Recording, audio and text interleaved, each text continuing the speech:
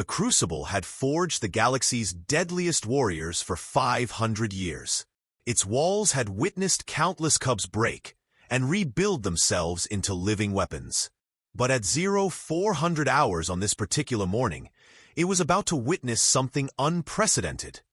The complete disappearance of its most promising students. Captain Thrakis stood at Training Station 7, his 4 hearts beating in a pattern he hadn't felt since his first combat deployment. Fear. His twin cubs, Vex and Cora, weren't at their posts. The neural stimulant injectors hung unused. The endurance weights sat untouched. The training pods that should have contained his 8-year-old children for hour 156 of their week-long sleepless trial were empty. Impossible. The word escaped his throat in a growl that made nearby instructors step back. His scales, usually a calm military green, shifted to battle black, the color of a Karoth warrior ready to kill or die. Forge Master Gorvok approached with the measured steps of someone who delivered bad news for centuries. His scarred body told the story of the Crucible's brutal history. Every mark a lesson, every wound a victory over weakness. He was tradition incarnate, the living embodiment of 500 years of merciless training. Captain Thrakis, his voice carried the weight of those centuries. Your cubs have abandoned their posts during the endurance trial. In all my years, through 12 generations of your bloodline, this has never occurred. They were at hour 156. Thrakis' voice cracked, something his subordinates had never heard. Just 12 more hours, and they would have earned their marks. They would have proven themselves worthy of our lineage. Your family has produced more elite guard generals than any other, Gorvok stated, each word a nail in the coffin of Thrakis' honor. Your grandmother completed the trial with a broken leg.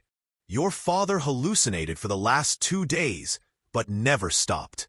And now, they wouldn't run, Thrakis interrupted, desperation creeping into his voice. I trained them myself. From the moment they could walk, I prepared them for this. They knew what was expected. They knew the cost of failure. Then where are they, Captain? The question hung in the air like a blade. Around them, other cubs continued their trials, some in hour 80, others approaching hour 100. Their eyes were hollow, their movements mechanical, their bodies running on neural stimulants and pure determination. This was the way. This had always been the way. Initiate Code Silver, Thrakis commanded, his authority reasserting itself. Full facility lockdown. No one enters or leaves until my cubs are found. Before we continue, YouTube shows me that 93% of you haven't subscribed yet. Subscribing is free. It really supports our community, and I'd love for you to be part of it. Also, drop a comment and let me know where you're watching from. 3 levels away, in the East Wing that housed the facility's recent additions, Sergeant David Park was in the middle of explaining something that most of his audience considered heretical. Humans sleep for 1/3 of our lives, he said to a room full of elite military instructors. That's approximately 25 years of an average human lifespan spent unconscious. And before you call it weakness, consider this. We hold more galactic military records than the next 3 species combined. Commander Vrex, a massive Karoth warrior whose own cubs had gone through the Crucible decades ago, snorted in disdain. You waste 8 hours every day unconscious. That's 8 hours you could be training, planning, improving. David smiled with the patience of someone who'd had this argument many times before. And yet human special forces consistently outperform species that require less sleep. Why do you think that is? Superior technology, suggested Lieutenant Kata, a 4-armed Valerian. Lucky genetics, added Sergeant Thorne from the Regelian contingent.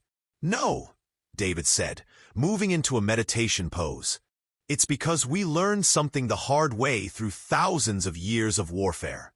Exhausted soldiers don't just make mistakes, they make fatal mistakes.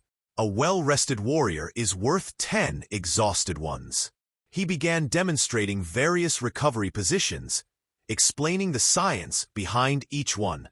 During sleep, your brain consolidates memories, converts short-term training into long-term muscle memory.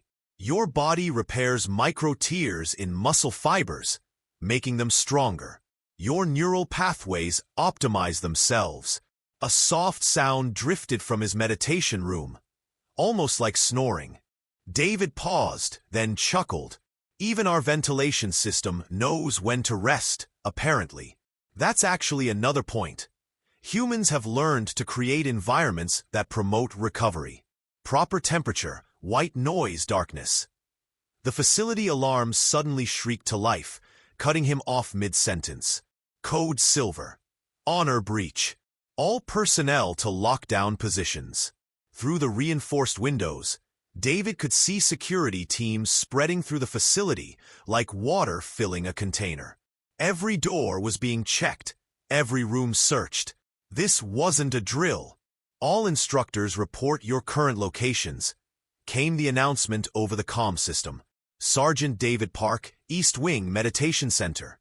David responded calmly into his wrist comm. I've been here since 0200 preparing for this seminar. Room is secure. Security acknowledged and moved on. As the comm clicked off, another sound came from the meditation room. Softer this time, almost like a whimper. Excuse me a moment, David said to his class, maintaining his composure. Let me check on that equipment. Sometimes the meditation pods make odd noises when they're cycling. He opened the door to his private meditation room, stepped inside, and his heart nearly stopped. 2 small Karoth cubs were curled together on his meditation mat, deep in what looked like the first real sleep they'd had in days. Their usually bright scales were dull and lifeless. Their breathing was labored and uneven. Even in sleep, tears had dried on their faces, leaving salt trails on their scales. They were holding each other like they were afraid of falling off the world. David's combat medic training kicked in instantly. He pulled out his emergency medical scanner, running it over both cubs. The results made his blood turn to ice. Neural exhaustion. 94% cardiac arrhythmia detected in subject 1, microseizures detected in subject 2, severe dehydration in both subjects, malnutrition indicators, present stimulant toxicity, approaching dangerous levels, organ stress markers in red zones. Jesus Christ, he whispered, his hands already moving to check their pulses manually. Their hearts were racing even in sleep. One of the cubs had a heart rate of 180 beats per minute while unconscious. They're not just exhausted, they're dying. The cubs whimpered in their sleep, and he caught fragments of words. Sorry, father. More training. Must bring honor. Please don't be disappointed. Just 5 more minutes, then we'll get up. David's expression hardened. He'd seen this before in human military programs that had been shut down decades ago for being inhumane. Young soldiers pushed past every limit until their bodies simply shut down. Some never recovered fully. But these were children. 8-year-old children who should be playing, learning, growing, not being systematically destroyed in the name of tradition. The door burst open behind him. Captain Thrakis stood there, filling the frame with his massive bulk. Forge Master Gorvok loomed behind him, and David could see security forces spreading out in the corridor. The human's room, the only place we haven't checked, Thrakis was saying. Then he saw them, his cubs, his proud warrior offspring, curled up like hatchlings, sleeping on a human's meditation mat. The silence stretched for 3 heartbeats. Stand aside, Thrakis commanded, moving to collect his cubs. His voice was ice, but David could hear something else underneath. Shame, fear, anger, all mixed into a toxic cocktail. David stood up slowly, deliberately placing himself between the captain and the children. No! The word hung in the air like a challenge. In the Crucible, no one said no to a superior officer. Ever. Those are my cubs, human. Stand aside. Now. They're in critical neural exhaustion, David said firmly, holding up the medical scanner so everyone could see the results. Their hearts are showing dangerous arrhythmias. They have micro-seizures from neural stimulant overdose. Subject 2, that's your daughter, I believe, is showing early signs of organ failure. If you move them now, if you force them awake, you could cause permanent brain damage. Or worse, they have dishonored. They're dying. David's voice cracked like a whip, cutting through Thrakis' words. Your 8-year-old children are dying from exhaustion, and you're worried about honor? Look at them. Really look at them. Thrakis pushed past David, but when he knelt beside his cubs, something in him broke. Vex's scale temperature was dangerously high. David could see the heat shimmer rising off the boy's body. Cora mumbled in her sleep. More weights, father. Can lift more. Please don't be disappointed. We're strong like you. They're dreaming of training. Thrakis' voice was barely a whisper. They've been apologizing to you in their sleep for the past hour, David said, his voice gentler now. Even unconscious, even dying, they're trying to make you proud. Is that what honor means here? Children killing themselves for approval. Thrakis reached out to touch his daughter's face. She instinctively curled toward his warmth, still deeply asleep, and whispered, "Love you, father. Be strong like you tomorrow." One of Thrakis' 4 hearts actually stopped for a moment. The medical scanner in David's hand beeped a warning. "I need to ask you something," David said quietly. "When did they come to me? Do you want to know?" Thrakis nodded, unable to speak. "About 0300. I heard scratching at my door. They were too weak to knock properly. When I opened it, they literally fell into my room. Your son tried to salute me while lying on the floor. Your daughter begged for just 1 minute of sleep. 1 minute. She said they'd go right back to training after just 1 minute. Then they both passed out before they could finish their sentences." David's voice grew harder. "I've been standing guard over them ever since. I called for medical support quietly. I've been monitoring their vitals.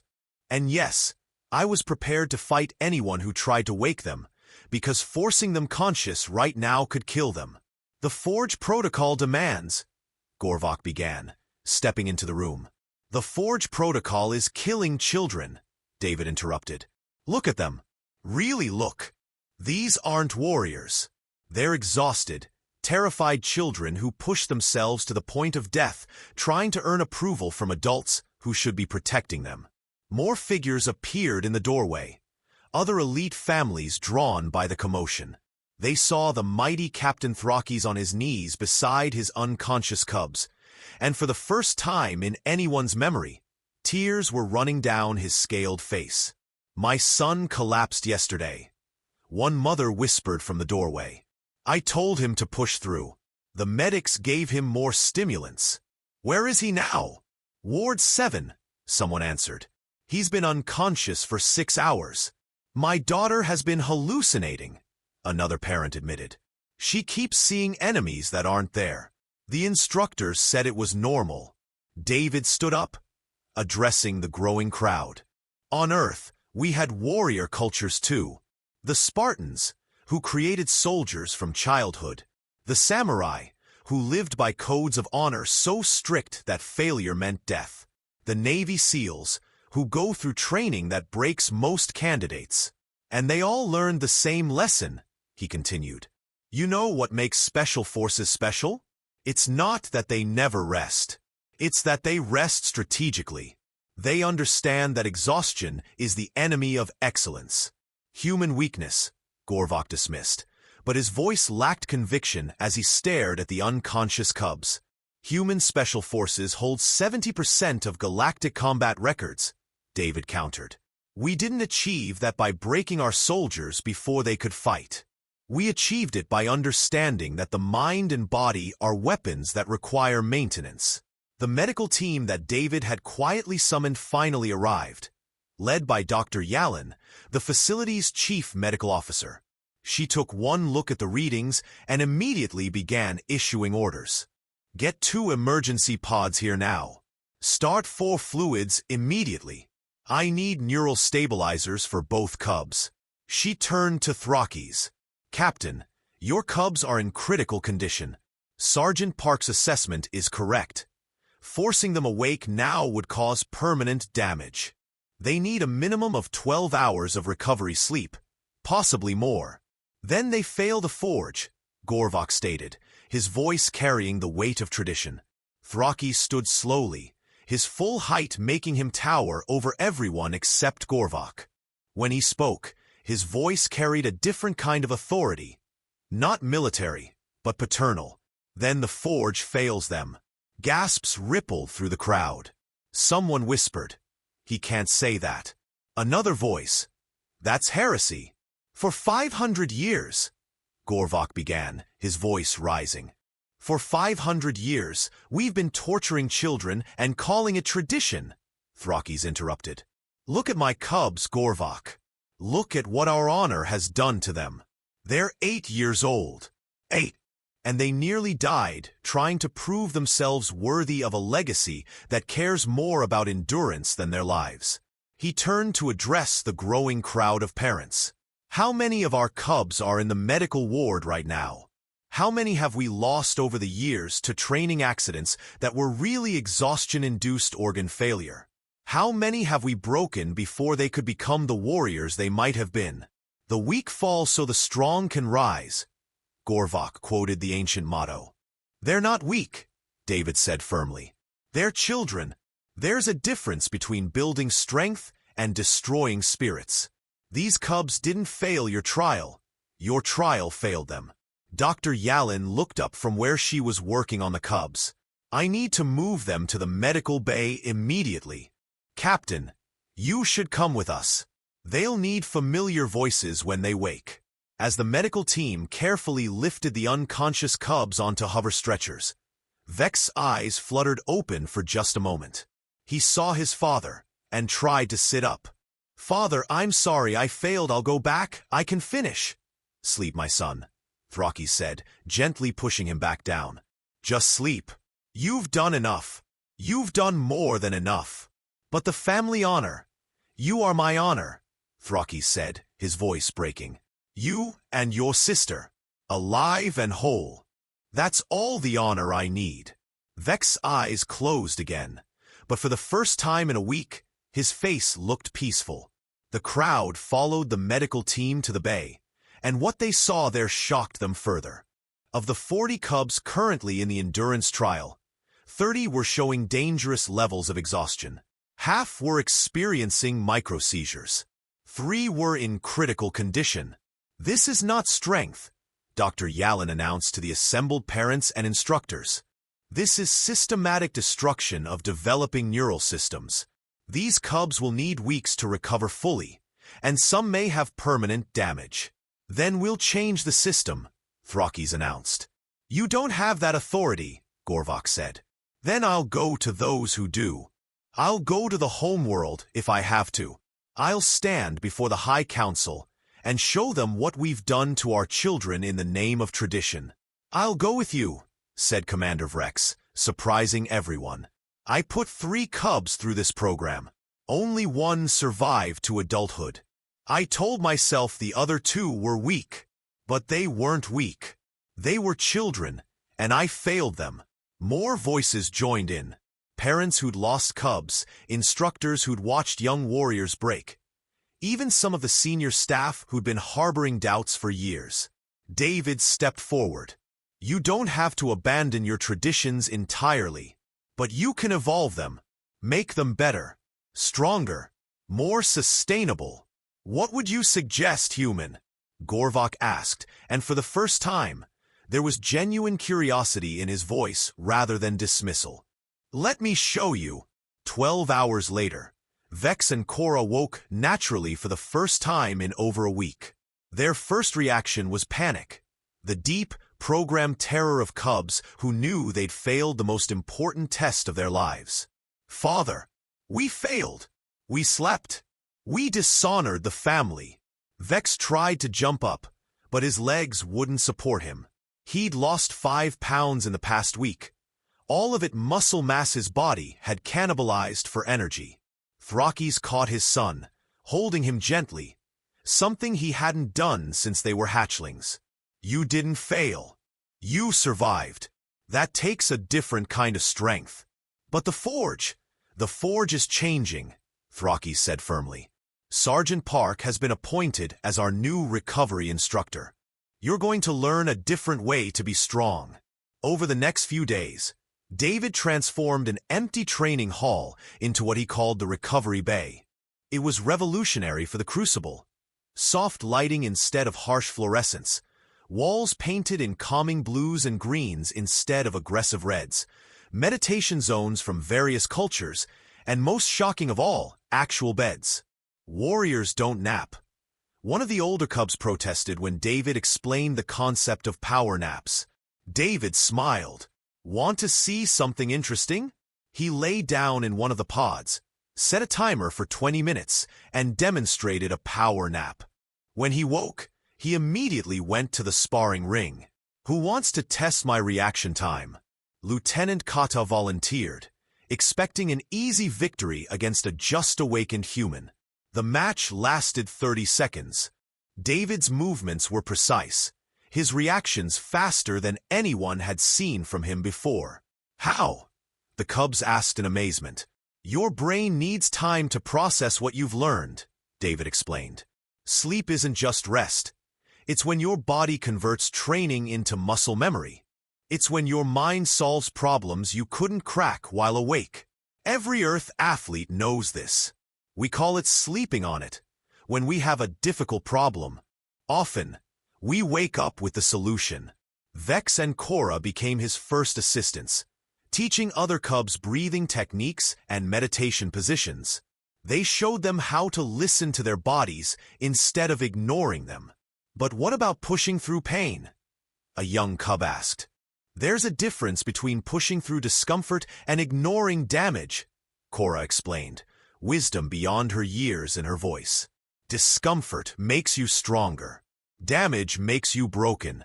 Within a week, the transformation was remarkable. Cubs who incorporated rest periods into their training were outperforming those who tried to maintain the old ways. Injuries decreased by 70%. Learning efficiency increased by 150%. And most surprisingly, they were happier. Evening brought another revolution, bedtime. The concept was so foreign to the Crucible that they didn't even have a word for it in their language. David had to explain it using terms like scheduled recovery period and nocturnal restoration protocol, before finally just calling it bedtime and making them deal with it. On Earth, we have something called bedtime stories, David explained to a group of confused parents. Reading to your children before sleep helps them process the day's events, strengthens emotional bonds, and prepares their minds for the memory consolidation that happens during sleep. Thrakis, the feared warrior captain who'd led dozens of successful military campaigns, sat cross-legged on the floor with a human children's book in his massive hands. The very hungry caterpillar, he read slowly, the words awkward in his mouth. His cubs were entranced. They'd never heard their father's voice soft like this, never seen him do something that had no purpose beyond their comfort. Other parents watched in amazement as cubs who'd been trained to resist sleep at all costs settled peacefully, some for the first time in their lives.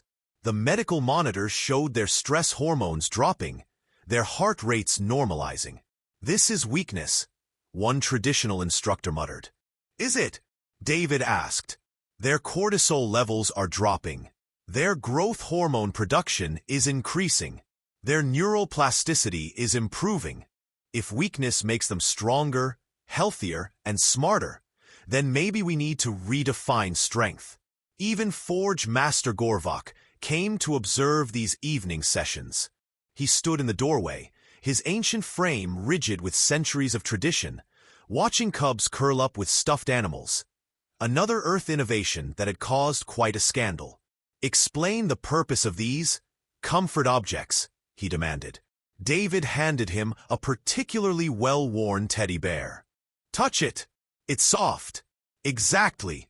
In a world full of hard surfaces and sharp edges, sometimes we need something soft. It's not weakness, it's balance. These cubs are learning that strength doesn't mean being hard all the time.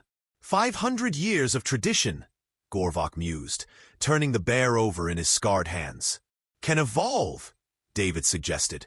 The strongest traditions are those that adapt to new knowledge. You've been creating warriors. Now you can create warriors who last. Gorvok's ancient eyes studied the sleeping cubs. For the first time in centuries, he saw them not as future weapons, but as what they were: children who happened to be learning to fight. They look peaceful, he admitted. They look like they'll live to see adulthood, David corrected. All of them.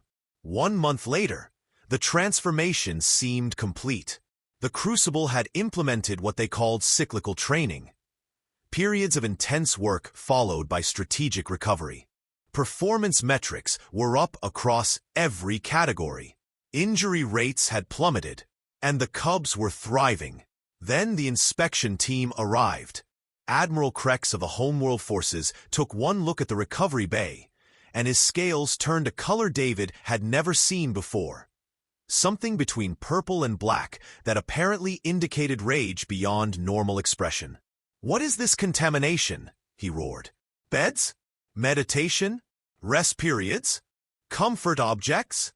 This is human weakness spreading like a disease." The cubs surprised everyone by not cowering. Instead, Vex stepped forward, all 8 years and 4 feet of him facing down the Admiral. "We'll prove it's not weakness," he said. "Give us a challenge. Any challenge. We'll show you both methods." "You dare," the Admiral began. "I dare," Vex said firmly, "because Sergeant Park taught us that courage isn't about never being afraid. It's about doing what's right despite fear. And this is right." They set up a demonstration. Half the cubs would follow the traditional method. Neural stimulants, no rest, pure endurance. The other half would follow David's protocol.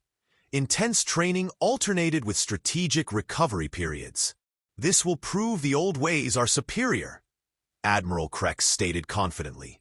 20 hours in, the traditional group was slowing but still functional. 30 hours in, the first traditional cub collapsed with exhaustion. 40 hours in, half the traditional group was in the medical bay. By 48 hours, all the traditional cubs were down, several in critical condition. David's group? They took their scheduled rest period, returned fresh, and continued. At 72 hours, they were still combat effective. At 96 hours, they were still learning, still improving, still strong. "Impossible," Admiral Thrakis muttered, reviewing the medical data. "Their performance metrics are actually improving over time. Because they're recovering between sessions," David explained. "Every rest period allows their bodies to adapt to the training. They're not just enduring, they're evolving." Vex, despite being one of the youngest, was leading his team through complex tactical scenarios that the exhausted traditional cubs couldn't even attempt. "How are you still thinking clearly?" the Admiral demanded. "Because my brain isn't poisoned by stimulants and exhaustion," Vex replied simply. "Sergeant Park taught us that a rested mind is a weapon. An exhausted mind is a liability." Cora added, "Warriors who rest fight tomorrow. Warriors who break might not fight at all." The Admiral turned to David. "This is human contamination of our warrior culture." "This is evolution," David replied calmly. "Every successful species adapts to new information. You've learned that rest makes warriors stronger. You can embrace that knowledge or ignore it, but the evidence is clear." The Admiral reviewed the data for 3 hours. He interviewed the cubs, the parents, the medical staff. He watched footage of the past month's training. The evidence was overwhelming and undeniable. Finally, he spoke. "Implement Homeworld-wide. Immediately." Gorvok stepped forward. "Admiral, 500 years of tradition have created a 40% casualty rate in our training programs," the Admiral interrupted. "I've been ignoring it because I thought it was necessary." But if we can create stronger warriors without destroying half of them in training, then tradition be damned. He turned to David. You'll come to the homeworld. Train our instructors. Show them these methods. I'll need assistance, David said. Take whoever you need. I'll take Vex and Cora. They're 8 years old, and they understand this better than any adult because they've lived both systems. They can speak to other cubs in ways I can't. 1 year later, the anniversary of what was officially called the Lap Incident was celebrated across the entire Karoth military system. The evolution games, as they were now known, demonstrated the superiority of the new methods conclusively. Recovery-trained warriors dominated every category: endurance, strength, tactics, creativity, and most importantly, sustainability. David, now Colonel David Park, the first human to hold rank in the Karoth Elite Guard, watched with pride as Vex and Cora, now 9 years old but wise beyond their years, led demonstration teams of cubs from dozens of worlds. They had become the youngest certified recovery instructors in military history, traveling between systems to spread what they called the balance, the philosophy that strength and rest were partners, not enemies. That evening, in David's expanded quarters that had become a de facto family home, a familiar scene played out. He couldn't hold teenage cubs in his lap anymore. Vex and Cora were growing too fast for that. But smaller cubs from the new training classes had taken their place.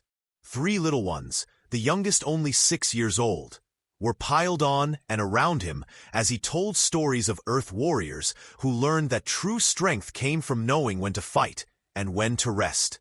Tell us about the seals again, one small cub requested, her scales still bright with youth. The Navy SEALs have a saying, David began. The only easy day was yesterday. But they also have another saying that's just as important. Rest when you can, because you never know when you'll get another chance. Thrakis arrived with tea, a habit he'd picked up from David that had scandalized the military community initially, but was now seen as perfectly normal. He sat beside them, his own presence no longer intimidating to the cubs but comforting. Do you ever regret leaving Earth? Thrakis asked. David looked around the room. Vex was teaching meditation to a group of younger cubs. Cora was working on her manual, The Warrior's Rest, which would become required reading in military academies. The walls were covered with drawings from cubs he'd saved, not just from exhaustion, but from a system that would have destroyed them. How could I regret this? David responded. On Earth, I was just another soldier. Here, I've helped save an entire generation of warriors. A message arrived from Earth, marked priority. David opened it, expecting another update on human military integration policies. Instead, it was from the United Nations Military Council. Sergeant, now Colonel, David Park, it read. Your revolutionary rest protocols have been studied and implemented across human forces with remarkable results. More importantly, your work with the Karoth has become a model for human-alien military cooperation. You've shown that humanity's greatest strength isn't our weapons or our tactics. It's our understanding that warriors are people first, weapons second. You've revolutionized galactic warfare by teaching aliens to take naps. Most human thing ever. Promoted to General, Earth Forces, retired with full honors. Vex looked up from his teaching. General Uncle David has a nice sound to it. I like David Uncle better, Cora said, not looking up from her writing. Just David is fine, he said, but he was smiling. Another message arrived, this one from Gorvok, the old Forge Master, now calling himself Evolution Master, had sent a video from the Crucible. The camera panned across training grounds that looked nothing like they had a year ago. Cubs trained hard, then rested well. They pushed their limits, then respected them. The medical ward, once constantly full, was nearly empty. You destroyed 5 centuries of tradition, Gorvok's message said. And thank you for it. We've had 0 training deaths this year. Sir. In 500 years, That's never happened. You didn't just save Vex and Korra that night. You saved all of them. The ceremony the next day was broadcast across the galaxy. The evolution games showcased cubs who were stronger, faster, smarter, and healthier than any generation before them. But more importantly, they were happier. They smiled. They laughed. They played between events. Another revolutionary concept David had introduced. During the closing ceremony, Vex and Korra presented their joint project. A complete reimagining of military training that incorporated rest, play, and recovery as core components rather than weaknesses to be overcome. We call it the Living Warrior Protocol, Vex announced to the assembly. Because warriors who don't live long enough to fight aren't warriors, they're casualties. Every component has been tested and proven, Korra added. Strategic rest improves performance by 200%. Play-based training increases learning retention by 300%. Recovery periods reduce injury rates by 90%. But most importantly, they said together, it recognizes that warriors are living beings, not machines, and living beings need rest. The audience, thousands of military officials from hundreds of worlds, erupted in applause. These weren't soft civilians. These were hardened warriors who'd learned that admitting you need rest isn't weakness, it's wisdom. Admiral Thrakis, the same one who'd called the program contamination, a year ago, stood to speak. I was wrong, he said simply. I thought tradition was strength. But tradition without evolution is just stubbornness. These cubs, these methods, this human wisdom, they've shown us that the strongest warrior is the one who lasts long enough to win the war, not just the battle. He turned to David. General Park, the Karoth military owes you a debt that can never be repaid. You saved our cubs from us. You saved us from ourselves. That night, after all the ceremonies and speeches, David found himself back in his quarters with his extended family. Vex and Korra were too old to sit in his lap now, but they sat beside him, one on each side, as they'd done since that first night when they'd stumbled into his room begging for just 1 minute of sleep. Do you remember that night? Korra asked softly. Every detail, David replied. We were so scared, Vex admitted. Not just of failing, but of dying. We knew we were dying. We could feel it. But you were more scared of disappointing your father than of death, David said. That's what broke my heart. You saved us, Korra said. You saved yourselves by being brave enough to ask for help, David corrected. And now you're saving others by teaching them it's okay to rest. Thrakis, who'd been listening from the doorway, entered the room. They're right, you know. You did save them. And through them, you saved all of us from a tradition that was killing our children. Traditions can be powerful, David said. But they should serve the living, not sacrifice them. A small cub, one of the newest arrivals, tugged on David's sleeve. General David, is it true you let the first cub sleep in your lap? David smiled. They were exhausted and scared. They needed somewhere safe to rest. So yes, they slept in my lap. Can I? The little one asked hopefully. David opened his arms, and the cub crawled into his lap, asleep within minutes. Soon, others joined, creating a pile of sleeping cubs around and on him, just as it had been a year ago. Some things, Thrakis observed with amusement, become traditions for good reasons. Vex was working on something on his tablet. Plans for the new training facilities that would be built across Karoth space. Each one would have a recovery bay at its heart, places where cubs could rest without shame. Where strength was measured not by how long you could go without sleep, but by how well you could balance effort and recovery. We're calling them parks, Vex said, showing David the plans. After you, every military facility will have a park, a place where warriors can rest and recover. I don't know what to say, David said, genuinely moved. Say you'll help us design them, Korra said. Make sure they're right. Make sure they're safe. Always, David promised. As the night grew late and the cubs began to drift off to sleep, naturally peacefully, without fear of punishment for resting, David reflected on the journey that had brought them here.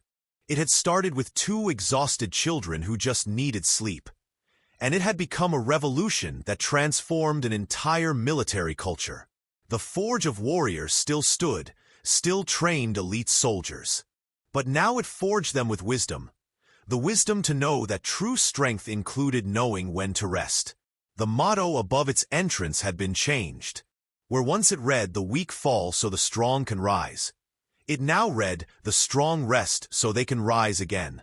In his final report to Earth, before officially retiring from human military service to focus on his work with the Karoth, David wrote, "The greatest victory isn't won on battlefields. It's won in the moments when we choose compassion over tradition, when we protect instead of push, when we recognize that strength isn't about never falling. It's about helping others get back up." Two cubs taught me that. They fell asleep in my lap because they couldn't stand anymore. And in catching them, I helped catch an entire civilization that was falling into a tradition that was destroying its future. The revolution didn't start with committees or declarations or brilliant strategies. It started with two children so exhausted they could barely speak, whispering, "Please, just 1 minute of sleep." And it succeeded because sometimes the most revolutionary act isn't fighting, it's letting someone rest. Every warrior deserves to rest. Every child deserves to be a child. Every tradition should be questioned if it's destroying those it claims to strengthen. These aren't human ideas. They're universal truths that humans just happen to remember first. The Karoth call me a hero for saving their cubs. But those cubs saved me too. They reminded me why we fight. Not for glory or honor or tradition, but to protect those who need protection, especially when they need protection from the very systems meant to strengthen them. Rest is not retreat. Recovery is not weakness. And sometimes the smallest act of kindness, letting exhausted children sleep in your lap, can change the galaxy. The report was classified as one of the most important documents in human-alien relations, required reading at every military academy on Earth. But for David, it was simply the story of a night when two cubs taught him that being human meant knowing when to fight and when to simply let someone rest. As he looked around his quarters, filled with sleeping cubs, their parents watching over them, the walls covered with thank you drawings from children across the galaxy, he knew he'd found his purpose. Not as a warrior, though he was that. Not as a teacher, though he was that too. But as someone who caught falling children and helped them learn to fly without burning out. The revolution was complete. The galaxy had learned that breaking soldiers didn't make them stronger. Letting them rest did. And it all started with two cubs who chose a human's lap over their training stations, choosing rest over honor, choosing life over tradition. In the end, that choice saved not just their lives, but the lives of every cub who came after them. The Forge still forged warriors. But now, it forged warriors who would live to see peace, not just die for war. And in David's quarters, as cubs slept peacefully around him, the future of the galaxy's military rested, literally and figuratively, in safer hands than ever before.